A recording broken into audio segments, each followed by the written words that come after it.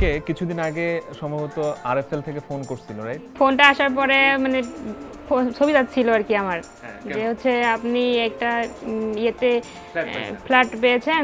না, ফ্ল্যাটের কথা বলেনি, প্রথমে বলছে আপনি প্রাথমিকভাবে বিজয়ী হয়েছেন। তো আমি বললাম ঠিক আছে, তাহলে আমি শোরুমে গিয়ে কথা বলবো। তারপরে হচ্ছে শোরুমে গেলাম, গিয়ে তো ওই ভাই খুবই আন্তরিকতা দেখাইছে মাশাআল্লাহ। সো তারপরে আপনি হচ্ছে শোরুমে গেলেন, শোরুমে যাওয়ার পরে ফাইনালি মানে কনফার্ম হলেন যে আপনি একটা ফ্ল্যাট জিতে গেছেন, তাই তো? ওই অবস্থায় আমার হাত পা পুরো ঠান্ডা হয়ে গেছিল যে এটা কিভাবে সম্ভব হতে পারে, তাই না? যে হঠাৎ করে একটা মানে আমি ইন্ডাকশন নিতে গেছিলাম মূলত। কত টাকা প্রোডাক্ট ছিল?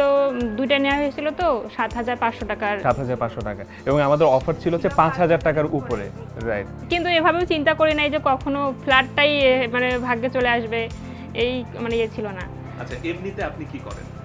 এমনিতে আমি স্টুডেন্ট। অনেকের স্বপ্ন থাকে আজীবনের যে একটা ফ্ল্যাট, রাইট? সেই ফ্ল্যাটটা আপনি স্টুডেন্ট থাকা অবস্থায় মনে করেন যে অ্যাচিভ করলেন, কেমন লাগতেছে সেটা বলেন? সেটা সত্যি অনেক ভালো লাগতেছে। আর আসলে এটা একদমই বিশ্বাসযোগ্যই ছিল না, হঠাৎ একটা ইয়ে কিনে যে ফ্ল্যাট মানে পুরস্কার হিসাবে এরকমটা আমরা চিন্তাই করি নাই। প্রথমে উনি যখন বলছিল যে আপনি কিছু পেতে পারেন, তখন ভাবছিলাম যে হয়তো ছোট কিছু হতে পারে এরকম। টিভি ছিল মনে হয়, টিভি, ফ্রিজ, এসি এরকম টাইপের রেখেছিল, তো ভাবছিলাম ওরকম কিছু, কিন্তু ফ্ল্যাট যে সেটা সত্যি কল্পনা করি নাই।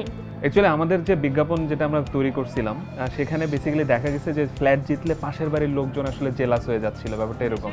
সো আশপাশে কি এরকম মানে অলরেডি মানুষজন জানে যে আপনি ফ্ল্যাট জিতছেন এরকম কিছু? সবাই তো শোনা হয়ে গেছে মোটামুটি।